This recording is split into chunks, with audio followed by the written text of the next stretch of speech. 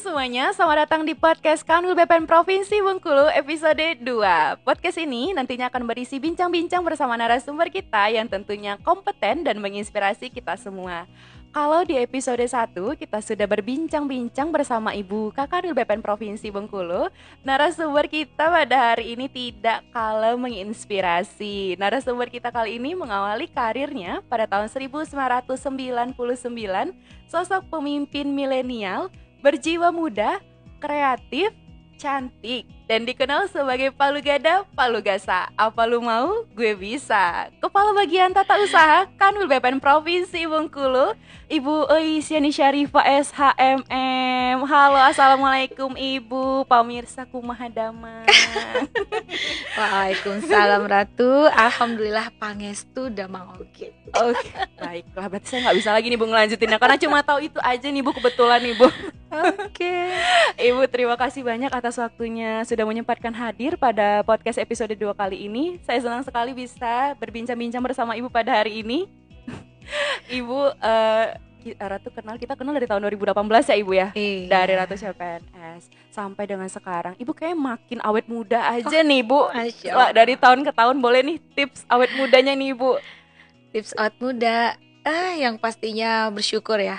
Terus bersyukur atas apapun yang kita terima dari hari ke hari, dan itu membuat kita tidak lupa bahagia pastinya. Sesuai dengan apa yang sering diingetin tuh sama Bu Kanwil. Jangan lupa, Jangan lupa bahagia.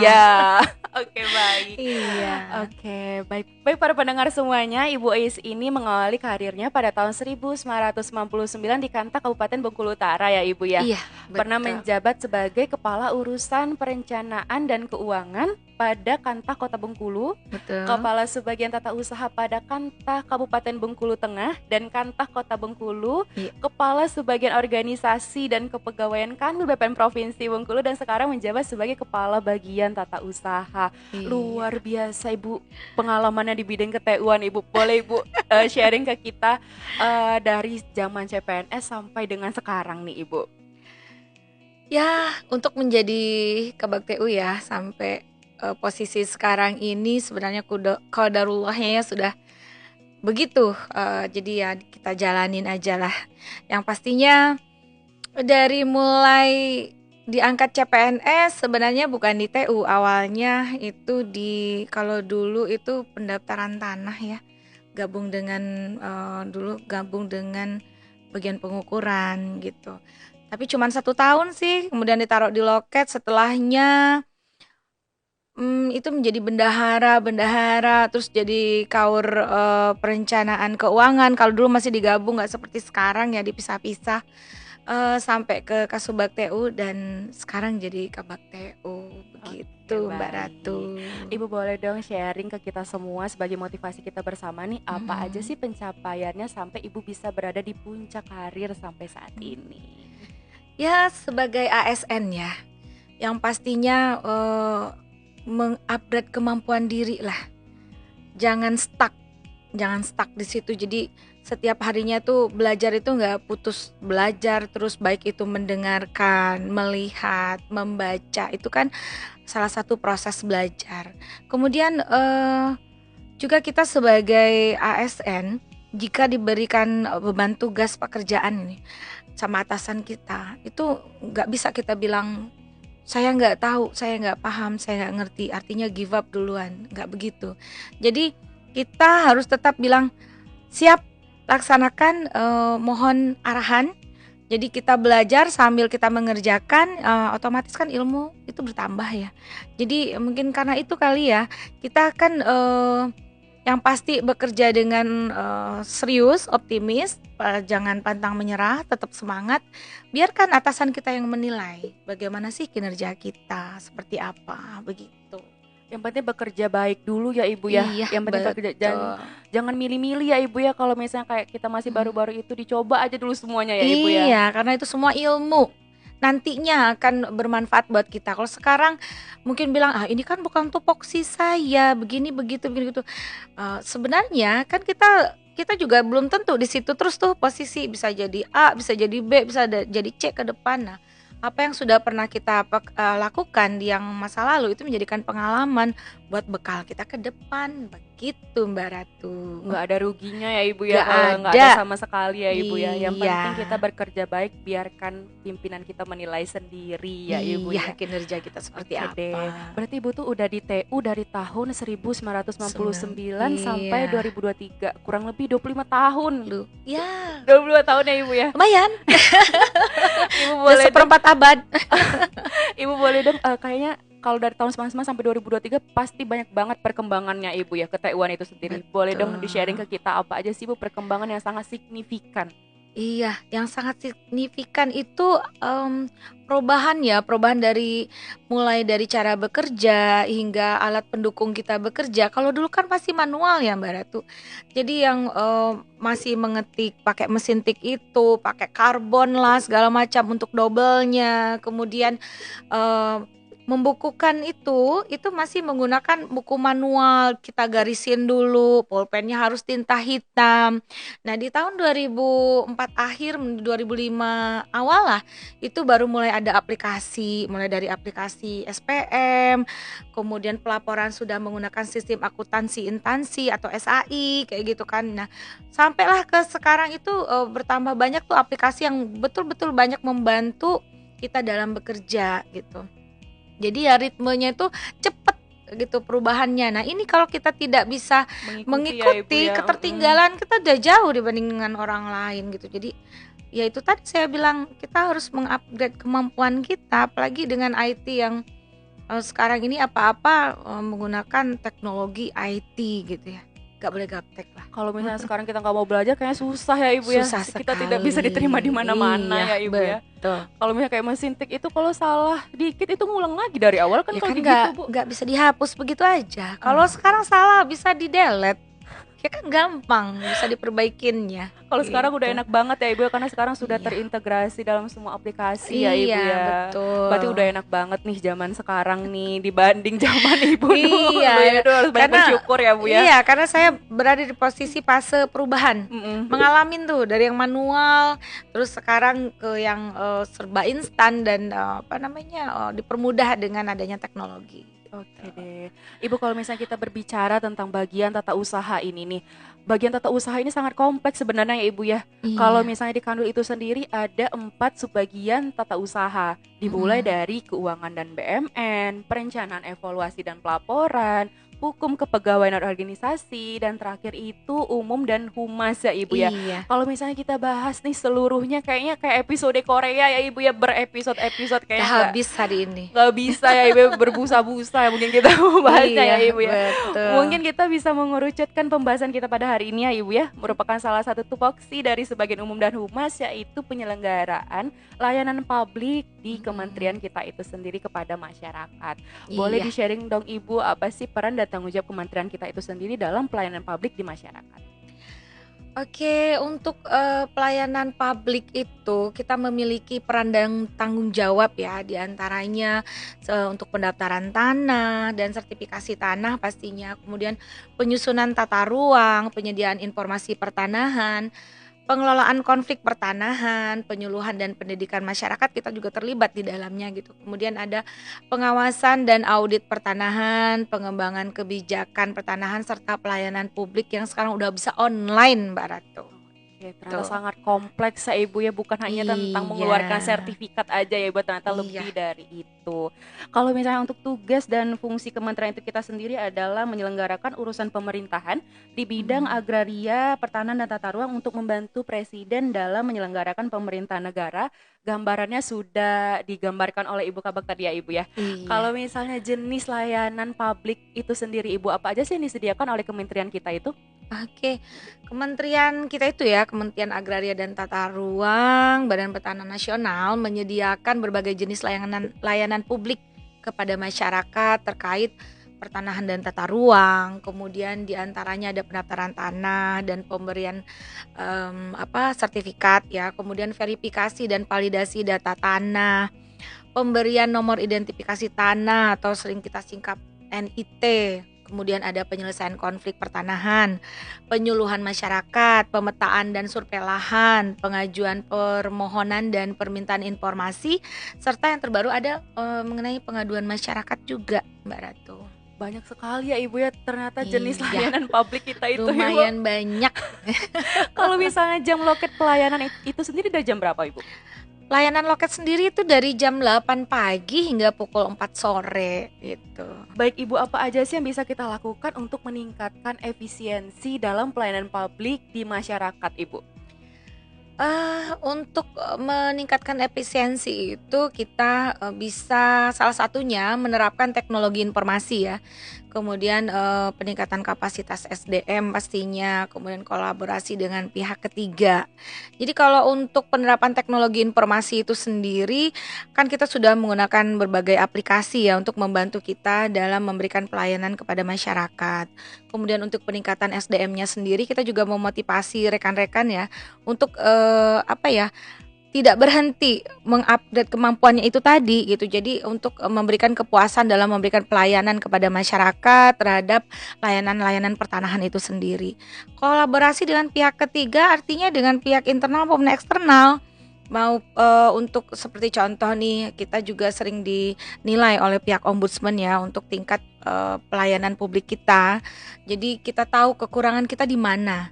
Nah, kalau kelebihan kan gampang lah, bonus ya. Kekurangan dulu nih biar kita bisa memperbaiki dan mengupgrade sehingga nilai dari pelayanan publik kita itu tinggi. Otomatis kepuasan masyarakat juga ikut meningkat gitu, Mbak Ratu.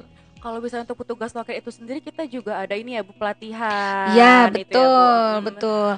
Selain pelatihan, kita juga memberikan arahan selalu biar mereka juga berkoordinasi, tidak putus. Jadi dalam memberikan informasi kepada pemohon itu minim kesalahan gitu. Karena itu sangat penting ya Ibu ya, soalnya loket pertanahan itu merupakan wajah dari suatu kantor pertanahan ya Ibu ya. Iya, Sangat penting untuk memberikan peningkatan kapasitas SDM pada petugas loket itu sendiri. iya. Ibu, dengan perkembangan teknologi yang sekarang ini Bu, gimana sih kita menerapkan teknologi dalam layanan publiknya untuk mengikuti perkembangan zaman? Di Kementerian Agraria dan Tata Ruang Badan Pertanahan Nasional itu sendiri telah mengambil langkah-langkah untuk mengintegrasikan teknologi dalam layanan publiknya untuk mengikuti perkembangan zaman ya. Beberapa cara umumnya digunakan, misalnya nih platform daring dan aplikasi mobile sekarang sudah ada. Jadi kemudian kita ini mengembangkan platform daring online dan aplikasi mobile yang memungkinkan masyarakat untuk mengajukan permohonan, mengakses informasi dan melacak status proses pelayanan itu secara online. Ya misalnya contohnya tuh di Sentuh Tanahku, ya, itu sudah juga bisa ya. Kemudian ada pendaftaran tanah online nih. Pendaftaran tanah secara online memungkinkan pemohon untuk mengajukan permohonan atau mengunggah dokumen dan melengkapi proses pendaftaran tanah tanpa harus datang langsung. Jadi seperti loketku. Nah, jadi dia tidak perlu secara fisik datang ke kantor ya. Sebenarnya ini berterima kasih lah kita kepada COVID itu. Jadi karena adanya Banyak COVID inovasi jadi ya, Ibu banyak ya. inovasi kayak gitu. Kemudian ada pemetaan digital dan pemrosesan data, di mana kementerian kita menggunakan pemetaan digital dan pemrosesan data untuk menghasilkan informasi yang akurat dan mudah diakses. Nih contohnya sekarang ada Bumi ATR sekarang itu. Kemudian adanya e-learning dan pelatihan secara online, daring gitu. Di kita itu kan ada Kamis Belajar seperti itu ya, yang memberikan ruang kepada para ASN maupun PPNPN atau P3K yang ada untuk belajar bersama-sama melalui PPSDM yang menyediakan ruang untuk pelatihan-pelatihan secara online, dan itu juga ada sertifikatnya tuh buat kita gitu. Jadi salah satunya juga membantu kita untuk menambah ilmu pengetahuan begitu. Sudah sangat banyak sekali ternyata ya Ibu ya, Iya. aplikasi-aplikasi online ya Ibu ya. Iya. Saya juga jadi ilmu nih buat saya nih Bu. Iya. Ibu, kalau boleh tahu usaha apa aja sih yang telah kita lakukan untuk meningkatkan kesadaran masyarakat itu atas pentingnya pendaftaran tanah itu sendiri Ibu? Selain dari penyuluhan, kita kan juga punya medsos nih ya, punya medsos, punya website, kemudian kita juga masih lah secara manualnya itu masang baliho, pamflet, brosur gitu ya. Itu salah satu cara kita, dan termasuk podcast ini kalau ditonton oleh masyarakat juga memberikan pengetahuan dan pemahaman ya, bahwa BPN itu tidak sekedar hanya untuk memberikan legalisasi asetnya berupa sertifikat, ada banyak lagi pelayanan-pelayanan lain yang kita punya. Jadi kita membuka diri dengan cara memberikan informasi seluas-luasnya kepada masyarakat. Kalau sekarang trennya kan memang sudah online ya, apa-apa melalui medsos dan lain sebagainya, kita gerakan di situ. Setiap satker punya website sendiri. Dia boleh mengunggah semua kegiatannya yang terkait dengan pelayanan pertanahan ke dalam websitenya masing-masing, dan itu harus diupdate. Jadi tidak memberikan informasi ke masyarakat itu yang lalu-lalu, ketinggalan informasi nantinya. Wajib ya Bu ya? Iya, wajib untuk mengupdate websitenya, medsosnya, kayak gitu. Dari mulai Instagram, Twitter, Facebook. Iya. Oke deh Ibu, kalau TikTok kalau perlu. Oke, TikTok. Iya. Kenapa kalau tidak? TikTok gitu. lebih seru lagi ya Ibu ya, cara menyampaikan informasinya ya Ibu ya. Iya, benar. Kalau misalnya nih Bu, tantangannya nih Bu dalam melaksanakan pelayanan publik, mengingat kalau misalnya loket itu adalah wajah dari suatu kantor pertanahan ya Ibu ya. Apa aja sih tantangannya dan bagaimana sih cara kita mengatasi tantangan itu? Oke. Yang pastinya karena loket itu wajahnya kantor pertanahan ya dalam memberikan pelayanan, dia itu kan di depan posisinya. Jadi artinya apa? Pertama yang pasti orang-orangnya dulu nih dibantu untuk merubah cara berpikirnya, bahwa kita itu bagaimana maksimal memberikan pelayanan kepada masyarakat sebaik-baiknya hingga mereka merasa paham, dan juga mereka merasa apa yang diberikan itu sudah sesuai dengan keinginannya, hingga muncullah kepuasannya kan. Kemudian kedua, memenuhi juga melengkapi daya adat pendukung, baik itu dari sarana prasarana maupun mempercepat proses gitu. Jadi harus ada, mereka tahu SOP-nya seperti apa, waktu layanannya bagaimana, biayanya seperti apa, kayak gitu kan. Jadi masyarakat itu yang meminta layanan sebagai pemohon di kantor pertanahan itu bisa terakomodasi semua keinginannya gitu. Yang penting itu, yang paling dasar itu adalah senyum sapa salam ya Ibu. Betul. Ya. Kalau sebagai petugas loket itu, dan jika ada pengaduan harus segera ditindaklanjuti. Benar. Oke nih Ibu, kalau misalnya nih Ibu, gimana sih cara kita mengukur keberhasilan kita dalam pelayanan publik kepada masyarakat itu, kalau misalnya kita itu sudah efektif dan berkualitas? Apa sih sarana yang kita gunakan Ibu? Beberapa cara umumnya digunakan adalah survei kepuasan pelanggan ya, untuk mengukur tingkat kepuasan masyarakat terhadap layanan yang diberikan. Ini bisa dilakukan melalui wawancara, kuesioner, atau pengumpulan umpan balik dari pemohon gitu. Kemudian adanya penghargaan dan pengakuan, di mana pengakuan dari pihak lain nih, termasuk penghargaan atau sertifikat keunggulan dalam pelayanan publik, itu dapat menjadi tanda keberhasilan buat kita. Itu saya contohin tadi nih,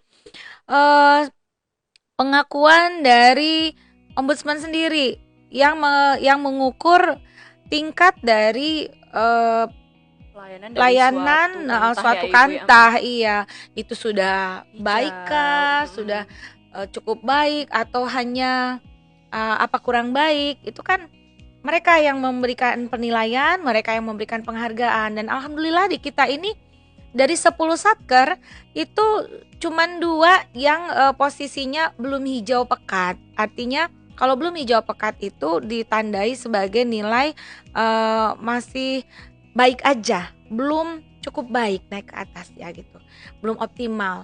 Nah, dan sekarang ini sedang berbenah. Insya Allah tahun ini target kita semuanya itu sudah sangat baik gitu, sudah hijau pekat semua penilaiannya dari Ombudsman gitu. Amin, semoga semuanya 10 kantah hijau pekat semua ya Ibu tahun ini. Betul, ya Ibu ya. Betul, harapan kita seperti itu. Amin. Oke nih, kalau misalnya gimana sih masyarakat untuk bisa memberikan masukan dan saran kepada kita, bisa melalui apa aja nih Bu? Iya, untuk masyarakat bisa melalui mekanisme pengaduan resmi, layanan pengaduan telepon atau online. kemudian di sosmed juga bisa, kemudian di situs web resmi ya ada juga. Terus kita juga ada survei kepuasan masyarakat. Terus yang paling tinggi itu ada di Span Lapor ya, ada di Span Lapor juga ada. Jadi sebenarnya sudah terbuka kalau era sekarang gitu, mau menyampaikan tanggapan, masukan, saran, bahkan kritik itu sudah terbuka gitu, medianya banyak gitu.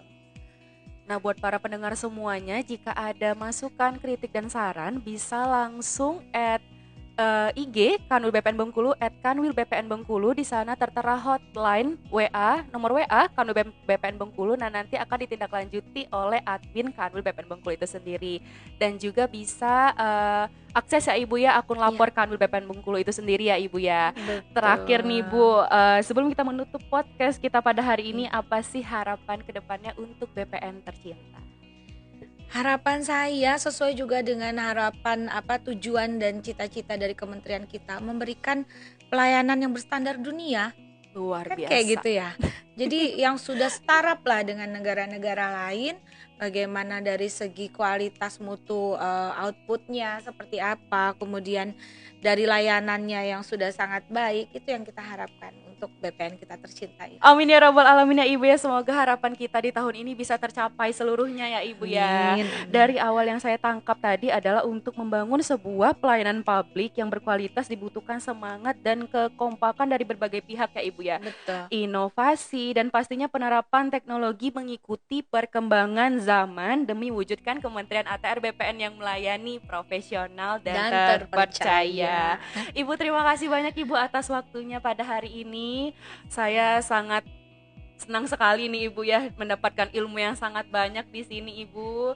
Ibu merupakan salah satu contoh pemimpin milenial yang langsung mencontohkan nih kepada generasi muda untuk terus belajar, jangan pernah menyerah dan terus berinovasi. Dan jangan takut untuk keluar dari zona nyaman. Betul. Ya Ibu ya. Oke Ibu terima kasih banyak Ibu. Semoga rezekinya semakin lancar, karirnya semakin cemerlang, dan sehat selalu. Amin ya robbal alamin. Dan terima kasih saya ucapkan kepada seluruh pendengar podcast setia Kanwil BPN Provinsi Bengkulu. Untuk teman-teman yang pengen request narasumber kita selanjutnya, boleh komen di video di bawah ini. Dan jangan lupa like, komen, dan subscribe YouTube channel Kanwil BPN Provinsi Bengkulu. Saya Rata Udina pamit undur diri. Wassalamualaikum warahmatullahi wabarakatuh. Waalaikumsalam warahmatullahi wabarakatuh.